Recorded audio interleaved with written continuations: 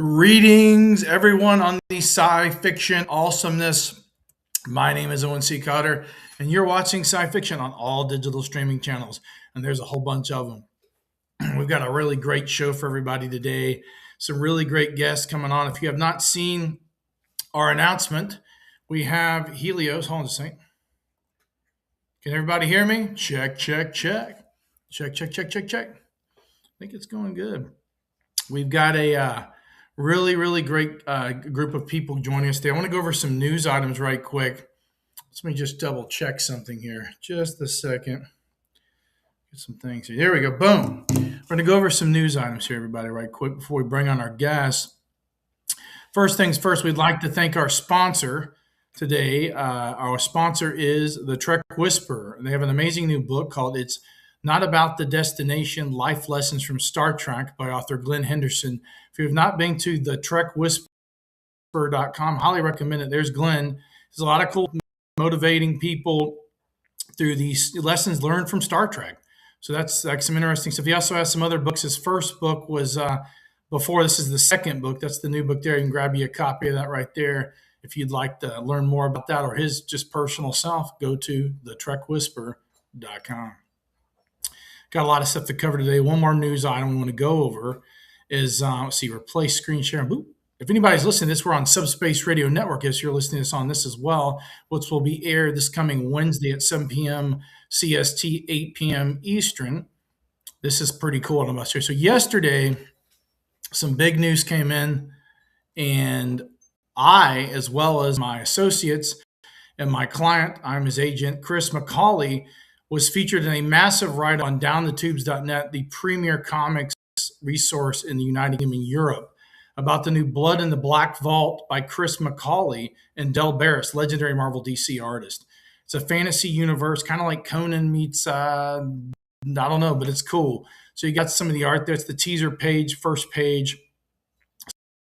Some of Del Barris's other artwork. He's worked in everything. My client Chris has worked in everything from Doctor Who, The Terminator, Star Trek, classic monster properties. Co-creator of the Stokerverse with Bram Stoker as a great-great-grandnephew, Dr. Stoker, and a creator of Dark Legacies as well. It's the only person who was able to reunite the entire cast of Babylon 5, including Bruce Boxleitner on that project.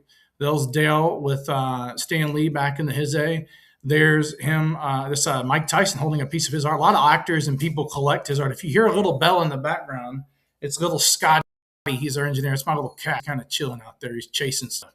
It's the bells are there. But before we get started, I want to bring on one more link. This link here is to what we're going to be talking about today. And today is the Rogue Moon Productions talk with the group of the production of Helios. Helios is an amazing new audio drama that is produced by Rogue Moon Productions, and it has a lot of cool people involved in that. But before we get started, I'd like to bring on some of our guests to talk about what we're going to be talking about today. So let's do that. Cancel screen sharing on the digital grid, and we are about to bring on Steve, Activate Steve, in the Quantum Leap Waiting Room. Hey. Steve, can you hear me, sir? I can hear you. All right, we're going to activate Robert Wood from the Quantum Leap Waiting Room. There he is. How you doing, Robert? How's your day going, sir? I'm great, thank you. How are you? Doing awesome. We're going over some of the goodies. We've got a lot of stuff going on. Just ramping up this year's first of the year, full throttle and beyond. Want to go over some things. You've got your site here, Rogue Moon Productions. Want to bring that up on the screen right quick. Can y'all go over a little bit about yourselves and tell everybody a little bit like what your background are for both of you? I will let Robert start. That sounds good. Because I love to put him on the spot. Okay, sure. Good. Well, I'm actually a professional artist in my real day life, my day job, and I've always been a huge sci-fi fan my entire life. And a number of years ago, quite a number of years ago, an opportunity arose through a mutual friend of ours, and Steve and I got introduced to each other as potential writing partners. And it was for a whole other different project. And so we worked on that for a while. It was actually to do with a potential concept for a reboot, not a reboot, but a sequel to Space 1999. And so we were introduced to Christopher Penfold, who was the story consultant and one of the main screenwriters for Space 1999's first season. And in that process, the three of us became great friends, great collaborators, and we went from there. At one point, we ended up deciding that we needed to have something original, something of our own, and Helios is the result.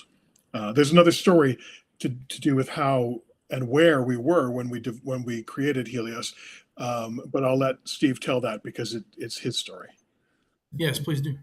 Okay, so well, and my background started way back when when I began as a kind of freelance writer for Star Trek, the Star Trek series from like 1995 to 2004, that area. And it started a little before that because I had sent in a speculative script to Star Trek The Next Generation, which quickly, about a year, actually not so quickly, about a year later, I got a response back saying, hey, we would love for you to come pitch to the show. So I pitched to the show, to Ron Moore's office, literally like one of the last days they were wrapping up, getting ready to do season 7. And then based on that, got recommended to work on, to pitch to Deep Space Nine. And then about a year or two later, I made a sale with them, got on a 6-month contract, wrote the episode The Abandoned, which was the 6th episode of 3rd season. Basically, it's the episode where Odo tries to teach a Jem'Hadar soldier not to be violent, and good luck with that.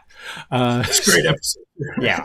And then I continued on, pitching to the show as a freelancer for the last of the years there, into Voyager, into Enterprise.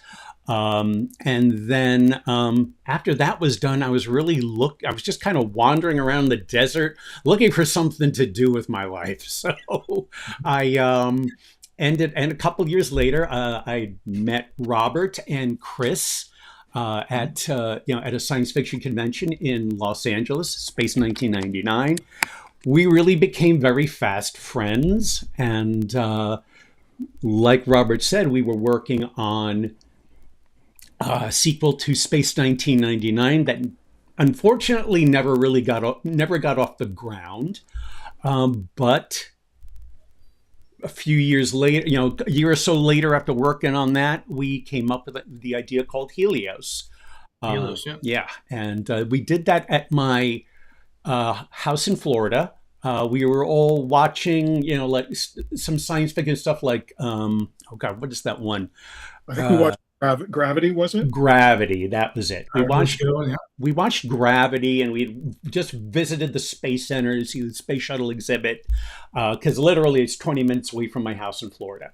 So, You're near Houston. You're near Cape Canaveral. Yes, I am. Very cool. I can see the launches from my front lawn. So, wow. In fact, I'll be there. I'll be there in a couple of weeks to go see. Hopefully, Artemis 2 is going to go off. So, oh yeah, it's coming up. Yeah, it's going to be insane. Yep. So, basically, we came up with Helios. We really wanted to create something that talked about where we are going as a species, kind of thing, and also have a little fun doing it, creating some good characters, that kind of thing. So with that, we created Helios. We had been working on it for quite a long time because we wanted to create it as either as a film or as a television series, and we had pitched it over the years between Los Angeles and London. We had gotten close once or twice, once with BBC, once with another more independent, backer, but it never gelled. The play field now is just very much more competitive. And, a few years ago, we had kind of run out of options. So we decided, I'm going to finance it myself. We will record it. Sometimes that works best, right? I'm going to interject there as well, though, because there was actually something else occurred in between the time when we were pitching it and got close, didn't happen. There was a bit of a gap of time in there when I think we let it sit for a little while. And then we went back to it and we realized that it wasn't actually telling the story the way we wanted to tell it. The version of the script that we had and the concept we had going into it was starting at a really big, grand place right from the very beginning. And there was an idea, well, what if we do something different with it? What if we do something a little bit more kind of unique? And so I had the thought that what if we made it essentially a 2-character piece at the beginning? 2 characters who actually aren't in the same place. And they can only communicate long distance via radio, basically. And what happens then in our storytelling? And it made it a much more kind of intimate. It's like a gateway drug into the bigger story to come. Because I like the way y'all did that too. Kind of just jumps, but kind of slowly, boom, there it is. Yeah, and you start falling in love with these 2 characters. And so once we kind of grabbed onto that as a new starting point for Helios, then we developed an entirely new script, an entirely new pilot script, which is what we've, as Steve said, ended up deciding to create as an audio drama. I've got a question, and without spoiling any of those, I know people haven't everybody's heard it. It kind of left it open for more. Y'all going to be doing more, I guess, right?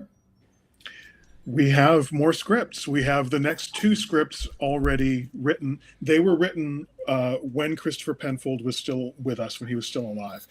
And unfortunately, very sadly, he passed away. But we do have the next 2 scripts that Chris was involved with writing. And so, we would love to do more. Yes. Yeah.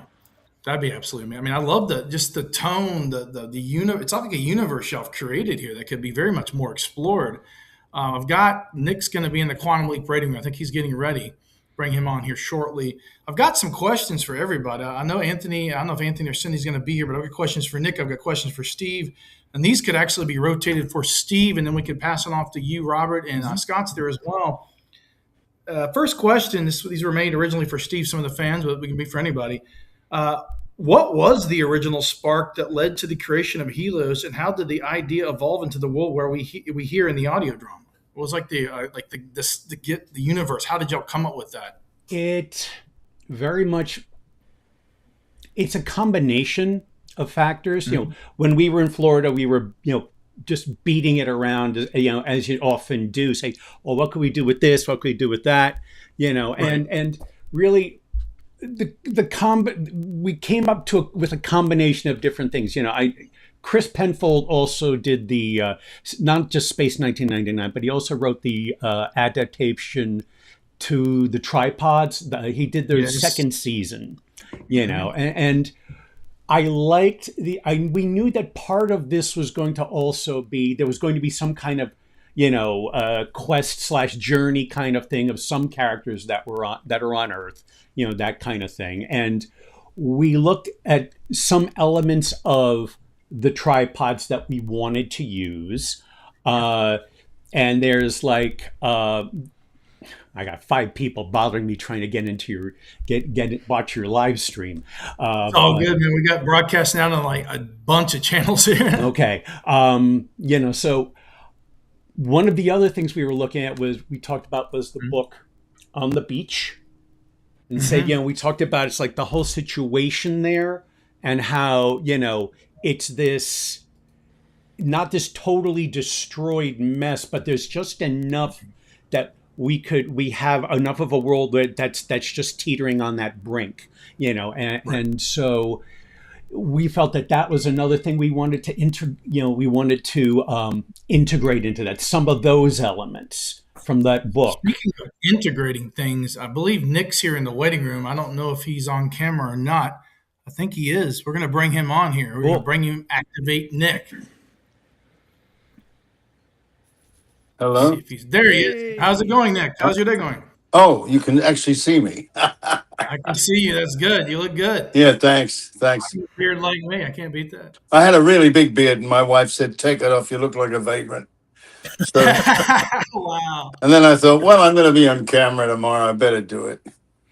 Got to clean up, Mac. There it goes. Yeah, but it suits the character that I played in the show. Yes, it does. And speaking of that, we have several questions submitted by fans, and one from myself. I want to ask you pertaining to Helios. What was it about the audio series that made you want to take the role in the first place as narrator? Well, right off the top, I have a long history with Chris Penfold. I went back. We both started in the ABC TV in Sydney, Australia, when we were young men. And we worked on a television series called My Brother Jack. He was assisting the producer, and I was the of My Brother Jack. So it was a 10-episode thing, which won all the awards in Australia. I instantly came to England after that and lost contact with Chris. But I later, he came to England and he got involved with Space 1999. So we hooked up again. So I know this guy, he's got a pedigree, and I loved him. He was a wonderful human being. And he first mentioned it briefly, and then I met the guys, and Robert and Steve, and I felt like a natural. Yeah, no, I love that show, man. I love that, like the miniatures and all the effects still hold up very well in Space 1999. Got to ask, you play two roles in this. You're also the narrator as well as the father of the lead character. What does here? How does it having an active character within the story change the way you approach narration, especially when the narrator knows more than the character is willing or able to reveal? Yeah, but don't forget that the actors always know more than the characters. Right. So that wasn't an unusual situation to be in. What was unusual was I found that I couldn't narrate and play the character at the same time. I had to do the entire narration in one go. Well, actually, I did it several times. That's impressive. Yeah, and then come back and do the father, because I didn't want the father to sound like the narrator. I mean, he could have a quality Right. because it is Very me. different. Very different. I had to very listen hard just to tell the subtle difference. It's very, you can almost totally do two different voices. You did a great job with that. I hope so. Yeah, but they both stood as acting challenges together. I'm very used to narration because I've done lots of narration. Jurassic Park, started my career as a voiceover actor, and actually took over my career as an actor altogether, because I was happily very successful, but my voiceover agent didn't like me going and doing jobs. I did a Star Trek job, incidentally, the Next Generation episode, which has got to do with sci-fi. And I had to do 8 days on that, which meant 8 days away from probably 10 voiceovers. And he was furious with me. So in the end, I just became a voiceover actor for the next 10 years. Yeah, it's absolutely phenomenal. I mean, I love audio dramas and voices, and I just love listening to it. Curious, what does the world of Helios reveal to you as a narrator that the characters themselves may not fully understand, and how does that influence the way you deliver the story by narration? Put up your sleeve, the narrator obviously knows what's going cleverly through the guy's writings, eke it out slowly. And I tend to love doing mystery and telling stories. I love telling stories. And so this was, a natural for me to want to be part of this whole production, being the narrator. I'd rather be the narrator than any of the characters in the show, because this just comes naturally to me. And obviously they said, well, you'd be great for Dad. So I went, yeah, okay, let's do it. Yeah, your voice. I mean, I was listening to it the other day on HD speakers. I believe it was like a Dolby or something. Smooth, svelte. I mean, just sounds like liquid gold diamonds. Stop it.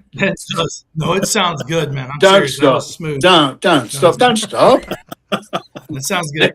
But this one's for Steve, pertaining to the writing of the narration. But the writing. What challenges and freedoms did writing for sound alone, like just audio, present, and how did that influence your world building, pacing, and character development? Okay, that's a tough one, but I'll say this. So you'll know that the script that we have had very cinematic roots. Okay, Yes. so it was originally a TV series, movie kind of pilot thing. So we already have the character development already in there, and Robert and I created some very good, genuine characters. So it wasn't hard, to know, to do for that part of it. They just gelled, and I think anybody who listens to it who loves a good character piece will hopefully see that. From that, though, when you're reaching out and then you're changing this into something that's now the audio in the audio world, your narrator now takes on not just all the action, but also what's going on in everybody's mind. So it's that midpoint between, a TV script and a novel. It becomes more of that. And Nick even said, when he was like, this is like reading a bloody novel. And yeah, it was A bloody good novel. thank you. Yeah. But Robert, being a novelist, he understands what it is, where that middle ground is. So you're trying to you're trying to keep the characters, thoughts and actions on one level, and you're also trying to make it sound good as well. So when how do I say, your words want to kind of jump off your page, is what it is. Right. I would interject this also, just that we needed the narrator to essentially be the guide, the storytelling guide, to take the listener on this journey. And that's what Nick did so wonderfully as well, I've got a question for you, Nick. What responsibility do you feel as a narrator in shaping the listener's emotional journey? And how intentional are you with pacing, pauses, and silence in Helios? Oh, pauses are really important in life. You see, I remember when the Prime Minister of Singapore kicked Malaysia out of their realm. That man, God, I've forgotten his name now. I was about 22 at the time, and he was on television, on camera, trying to say something, and he couldn't get it out. And it went for about a minute. Now, no actor would ever dare to take a pause that's a minute long. But the drama held up incredibly, and I've never forgotten that how difficult this decision was for this man. You can take a lot of time. Pauses are very effective, particularly when it's loaded and you need that answer. And everybody's dying to hear whether it's an explosion or whether it's a scream. What is the reaction going to be? The pauses are so important. And for an actor and a narrator, that's the only thing that isn't. I mean, the writer can put in ... or he can say pause. But that is the one thing that I always say to anybody that asks me to help them with a script. Everybody's reading the same lines here. The only way you can make the difference is how you do the pauses, how you take the moments between the lines, because things are implied, questions are asked, and it's very dramatic, or should be and could be. And I think we pulled it off in this, because this was an excellent script. I love doing it. Y'all did an absolutely phenomenal job, all of y'all. I got to ask, we've got Scott here. What was your role? Tell everybody a little about yourself and how you fit into the Helios universe and beyond. I was working at a studio a few years back doing sound design for a low-budget studio, The Asylum, the Sharknado guys. And the visual effects director there, who is a good friend and is sadly not with us, the director of Helios, Glenn Campbell, basically put me in touch with these guys here. Because when we first met, I think our very first ever conversation when I arrived in LA was about my sort of sci-fi lineage, and it was always Space 1999 and Star Trek, and he went, I know just the guys to talk to. And then fast forward a few years, this project came up, and of course I leapt on board. My inner 8-year-old was going crazy. And my background was initially radio and TV. I worked for the BBC as a producer and reporter for about 10 years. So when I moved out... How is that? How did you like that compared to what how was that? Just curious. Well, to be honest, there was once upon a time I was in the newsroom and it was a very important political story and I wasn't really paying much attention. It was a bit early in the morning. And then the editor turned around and went, "Well, Scott, what do you think?" All eyes were on me. Nice. First thing that came out of my mouth was, "I don't think you should interview politicians because you'll only encourage them." Right. Wow, that's awesome. So that's basically summed up my interest in kind of news. But I loved the mechanics of broadcasting. I loved interviewing people. I loved sculpting things with sound. That's always been there. So when I came out to LA, I started working in film, which has always been my passion, really. I've always loved the importance of storytelling, just as Nick was saying earlier. And I feel that unlike a lot of the non-fiction we're seeing these days, fiction can help us aspire to our better selves. And I love that. I love that particularly about science fiction. And so that was always going to be my trajectory eventually. Yeah. And Scott is the one who's responsible for the entire sound design of audio drama. So he not only handled the recording of the audio when we were in studio together, but he also handled all the post-production of the building of the sound of what you hear. And what you hear, I think everyone who's heard it will agree, is really incredible. Yeah. I was going to mention that one of the questions, I was going to go ahead and wing it myself on. It's a longer question, but basically that sound design was so clean and sounded like real. I mean, how did y'all go about getting it so like realistically like that? It was absolutely, I mean, it's like you're listening, but like in your mind, you're watching it visually, but listening with your ears. Wow, that's so amazing you say that. Thanks, Owen, because that was the aim. That was the aim. I remember when I first spoke with Steve and Robert, we were talking about this, and my feeling was, because I'd worked in radio, my initial training in audio was in radio, so I understood how powerful sound was in painting pictures, really, especially when you didn't have a visual sense. Sound was absolutely everything. And so we really approached it from that angle. So I was very aware that, as Steve was saying, this was cinematic. So, but without the widescreen, without any screen. So how do you... So that was the approach, was very much painting those vast widescreen images with sound. And I'll say this, just to do a quick interruption. I told Scott, I was like, Scott, we're doing this thing. If you've ever had a record player and listened to the story of Star Wars with Roscoe Lee Brown, okay, that's what that's what we're envisioning here, And he's like, oh, hell yeah, that's good stuff there. So it's kind of that, that's what we wanted to bring to this kind of format, something that heavy hitting. Which brings up another question for you, Steve. Let's see, where is this here? There's so much stuff. They got people submitted a lot of questions here. Just give me a second. Okay. Helios blends cosmetic science fiction with very human struggles. What themes were most important for you to explore, and why did audio drama feel like the right medium for the story? Oh, okay. I'd save that one for a little bit later. All right. Let's see. Repeat that one again, because that needs a little more. No worries. Helios blends cosmetic science fiction with very human struggles. Okay. What themes were most important for you to explore, and why did audio drama feel like the right medium for the story? Audio drama, I'll say this, I'll take it in reverse. Audio drama felt like the right medium for the story because, number one, the audio market right now is booming. In fact, there's a huge amount of content right now.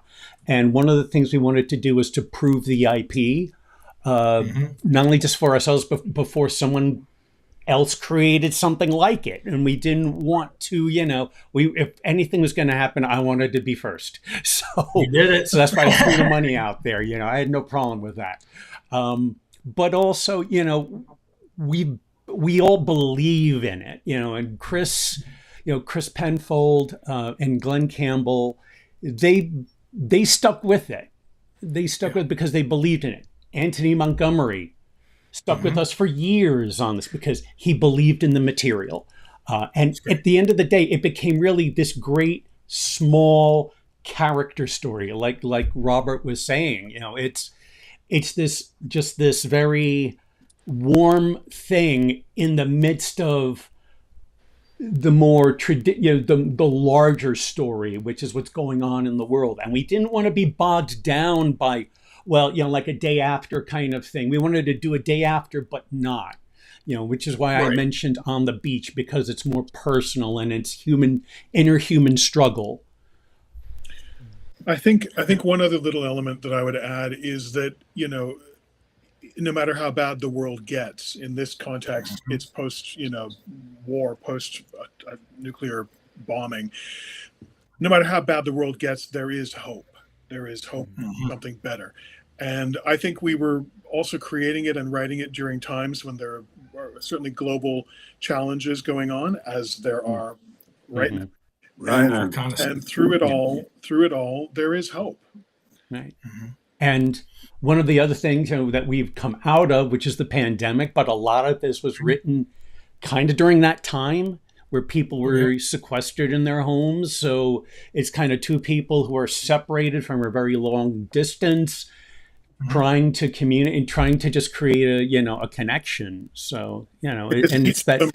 Been a lot of creative storytelling that's been told in that juncture point. I've seen some other projects, not like y'all's, but something. It's just like there's this creative juices that flew there in that juncture point in human history. Robert, you were going to say? I got to ask Nick a question. This question is, I just came off the top of my head.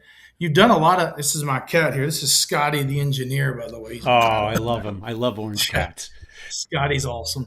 But for Nick, you've been doing a lot of stuff in narration, but you've also been synonymous. You mentioned Star Trek, of course, Space 1999. This being more of a slightly apocalyptic sci-fi future, which hopefully has more stories to come.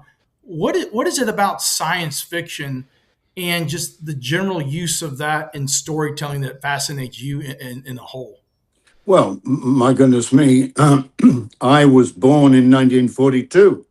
So in 1968, was it, or 69, when we landed on the moon, I was standing in my backyard looking at those rockets going across the sky and looking at the moon and thinking, my God, they're actually there. I'm looking at it right now. See it very well from Sydney, Australia, because we didn't have in those days so much smoke in the air, and it was very, very clear. We were living that. And then, as other people have said too, the vision of Space 1999 was that in the year 1973, when we started, everybody thought we'd have a colony on the moon by 1999 easily. And of course, we haven't. We still haven't. But it's a great frustration. However, the desire and see, I come from a radio background. You probably all were born in an era when, I don't know if you were, but I was born in an era when there wasn't any television, especially in Australia. It only came after the 1956 Olympics. So we had to visualize everything that we heard on radio. My parents were top-of-the-line radio actors in Australia. I was even a young radio actor. I was in a television series called Life with Dexter, and I played the very annoying but very funny next-door neighbor called Snails Gallagher, who made their son's life a misery. But I would go out in my school uniform to the studios, and we did it in an auditorium with 200 people listening and laughing and crying and clapping and cheering. And, it was real radio drama, or comedy in this particular instance. I come from a background of storytelling and the mind having to visualize it. That's what this is. This is really like this wonderful radio play, and that's how I grew up, loving listening to stories and having to visualize them in my brain. Everybody sees these characters as different characters, or do they? Or do they? How close? Very interesting when we talk to each other, who we think these people are. It's a great medium, and it's so thrilling. There's lots of audiobooks coming out now. My wife listens to them all the time in the car. And there's that television series set in Scotland, which has been going for about 8 years. and she's been reading all the books. She was way ahead of the series. You know about the man that they go back in time? Is that They go- Outlander? Outlander. What is that? Yeah. Outlander. Okay, Outlander. Yeah, yeah. And then she starts coming forward in the books as well. So she goes back, she gets pregnant, comes forward, has the baby in the future, and then gets the baby, and then she takes the baby. Well, I shouldn't tell you, but it's Cool. It's cool time travel. Check it out, everybody. it's time travel. Yeah, it's fantastic, and there's so much room for this kind of work that these guys are doing now, and I'm happy to do the narration on them or play the characters in them because it's very familiar territory to me. Another interesting thing is, it may not be interesting to you, but my dad was a very well-known actor in Australia and in England, and his voice and my voice are very similar. He played all the ancillary characters in the Thunderbirds. You know, he wasn't any of the leads. He was always the other. You know, like, hey, what are you guys doing over there? They're shooting at us. Hey, different voices. Who do you think you are? Oh, he was very friendly with the Andersons. Sylvia Anderson loved my father. I can say that from knowing how genuine it was. So that when I finally met them, she said, "You're Johnny Tate's son?" And I went, "Yeah." I didn't realize how close they were. And she said, "Oh, God, the show's all cast, Nick. It's such a shame. We really want you." That's another story altogether. I go back a long way with people that have started in radio. And then when I went to England, I did a lot of BBC plays. Again, radio. Even though we were doing television, the BBC was doing a lot of storytelling by a narrator and actors. It's a great medium. And I think these guys this is going to blossom. They're going to be doing more and more of this. I'm going to interject. There's one more little tiny element of Nick's father. He, as an actor, he starred in the Australian post-apocalyptic film On the Beach, which we already talked about earlier. Okay. And so Nick's dad is in that movie, and we put a little Easter egg in Helios. There's a line of dialogue in Helios, which we borrowed from Nick's dad in On the Beach. What was the line? It was the line. Yeah, was that? You have to watch it. Listen to it and visualize it, right? Well, I got to ask radio. Like I was talking to a few of the actors recently, including I actually loaded a question. No one asked this question. I asked this to William Shatner. It's coming up this year on the second 53rd Saturn Awards, I believe. And many people don't know this, and maybe you do, Nick. But he actually got started originally in radio. Shatner? And I asked him. Yes. I think a lot of actors in their very early days wanted to try that medium. Yeah, and I asked him, I said, what are your thoughts on people, in that radio getting back and getting into radio and kind of how you got started to take your career to beyond? And he said, quote, I think I got this close to it. He said, radio is, kind of was there. Now it's making a comeback. And now full circle, we're here with Helios. All these audio dramas and powerful storytelling are coming back in audio form. Just going to ask y'all each a question, y'all, like whoever wants to lead, maybe you, Nick. What do you see for the future of audio in general, and that is a storytelling format for science fiction and other types of different genres? I can only hope that and believe that it's going to flourish, because we spend a lot of time sitting in cars. You can't watch TV when you're sitting in a car, but you sure as hell can listen to the plays. It's a great idea, really try and get this into people's cars. And there's many other medium, like alone at night in bed. You don't want to be sitting up watching TV. Just turn out the lights and listen to the stories. It's going to happen. Well, I listened to Helios in the car driving back from an entertainment expo yesterday, and I absolutely had a blast. That killed some time, and then it's good time spent. Yeah, I want to just add something very quickly about this.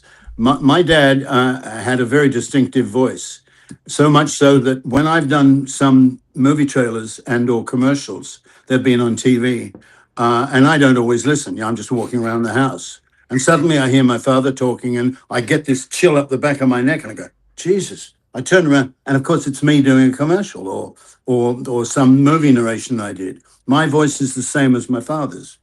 And he played the Admiral of the Australian Navy. So he was the only person in authority in Australia. The Prime Minister and all the other politicians were all dead in the north of Australia.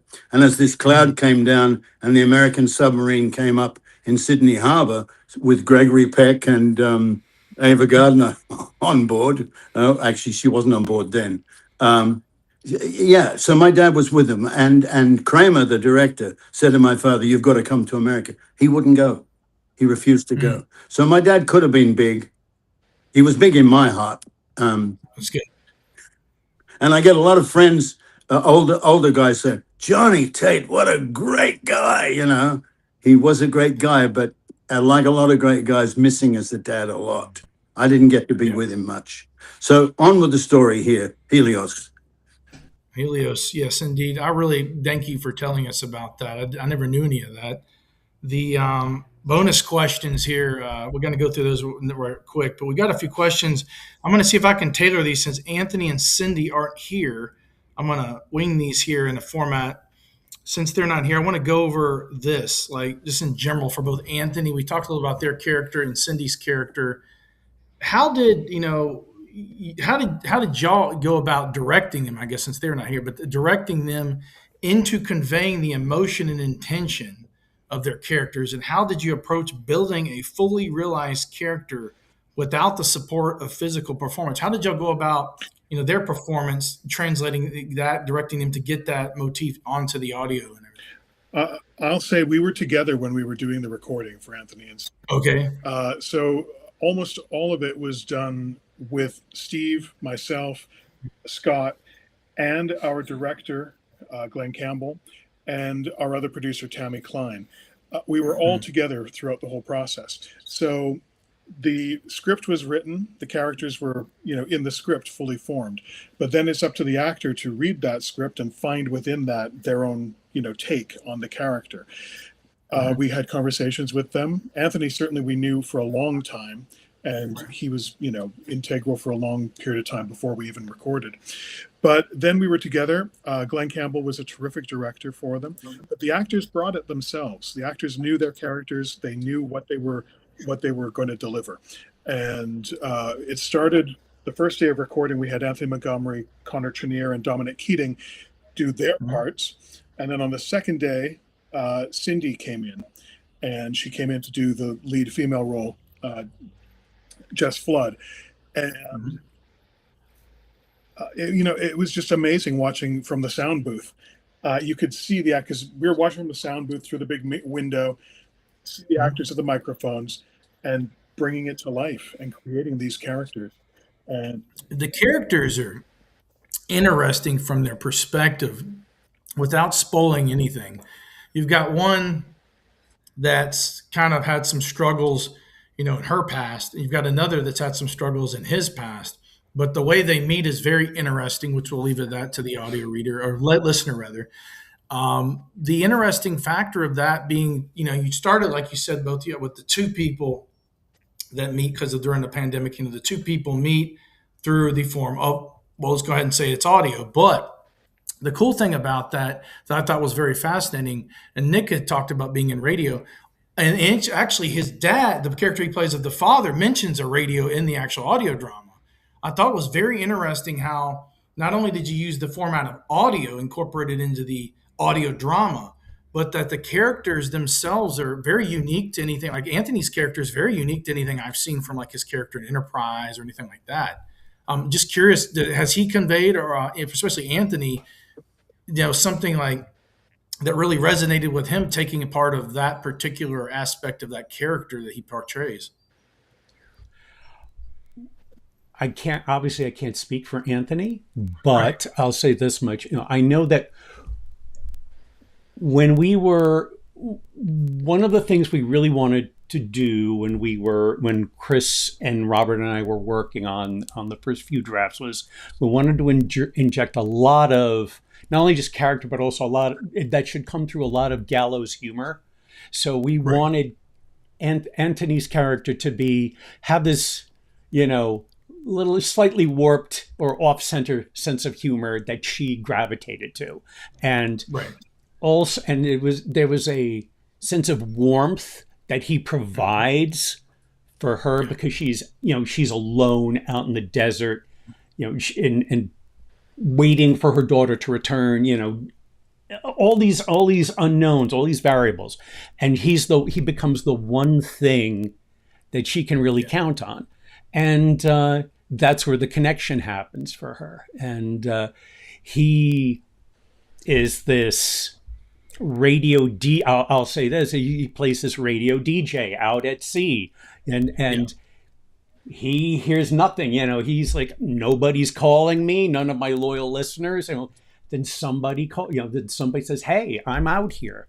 So they both get what they need, not necessarily what they want. In terms of the genre, it's a post-apocalyptic sci-fi. It's also got, as you would have heard if you've listened to it, as Owen has, it's also got a Western element to it. Mm-hmm. It's also a love story, and it's what's wonderful about it, which we had from the concept, was it's a blind love story, because two characters who only communicate by voice, and they never actually talk to each other about, what do you look like, Right.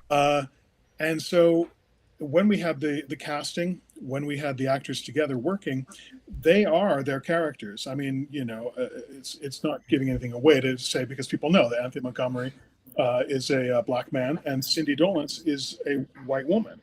But those are the characters, and they essentially have a long distance love story without meeting, and it was never part of the discussion as to what color is their skin or anything at all like that. And I think that's a nice element of everything as well. And just tying back as well just slightly, because the actors didn't work in isolation when they were recording their characters. They were working with each other. So the recording was being done, but they were looking at each other and they were playing off of each other and building their scenes together. The only one who did work really on his own was Nick, when he did all of his narration recording. How was you see a lot of cartoon animation, different things. Not all the people, like you said, they're working together at the same time. How did that help kind of, calibrate the storytelling? I guess that worked really effectively, as we know, but how have you done that before? Is that usually your go-to, or that motif, or is there's something special about that in a sense? We know, and I'm going to answer it, but then Rob will continue. We knew from the get-go that we really needed to have the folks in the studio together. We needed Anthony and Cindy certainly together.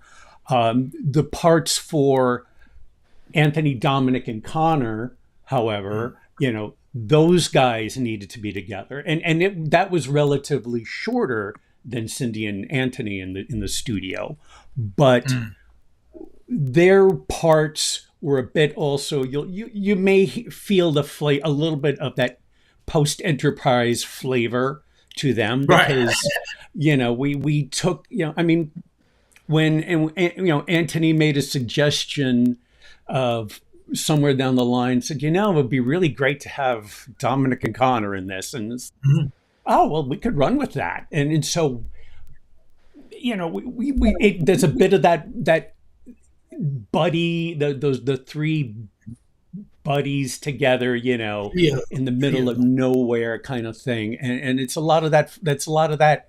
A bit of that nostalgia for what they did on Star Trek on a character level. So in a way, it's kind of written for them as well. I gotta ask, you got this. The first had these 7 parts. We mentioned a little bit earlier that there may be some more Helios during the storytelling with these 3 characters, especially Connor and Dominic. Will we maybe see them show up more in the next version? And also, will the story, when should we maybe expect some more? What's the future of Helios? Basically, is the Cliff Notes version of that question. Hopefully, there are another 2 scripts to create a 3-story arc, and then there's a lot more after that. We have a very good roadmap for the whole thing and where it's going to go. Chris Penfold was very instrumental in making sure we had that kind of range for this. There is more of their characters. It expands tremendously from here. I can honestly say. All right. So, you've heard the ending, so where it's leaving off. Yes, it was a beautiful ending. I loved it. Just without spoiling it, it was cool. Check it out. I want to first off, we got about 2 minutes left here before you hear this. We had to cut it for Subspace Radio Network. If you're listening here at Subspace, thank you so much, listeners. First off, I want to thank all of y'all for joining us. I know Anthony and Cindy weren't able to, but maybe some other time we can bring them on when they have more episodes. And thank you so much, Nick, as well, for taking off your day to join us, and Scott and Steve. We got a whole bunch of people here, and also you, Robert, as well, for setting this interview and contacting me to begin with. I want to end this with a statement that mostly you can see the logo there, but the actual our slogan is envisioning a positive future. And even though that this is a science fiction post-apocalyptic world, it does have, like y'all had said, hope for the future. I want to thank y'all all for joining me today, and be honest with you, this is absolutely an amazing audio drama. I highly recommend all the fans to check it out. Nick's an amazing narrator. All you, everyone involved is absolutely. Thank y'all so much for joining me today. Thank you, Owen. Thank you. Oh, thank you so much. Have a beautiful evening or day, wherever you are at. Hope to be on again. Bye.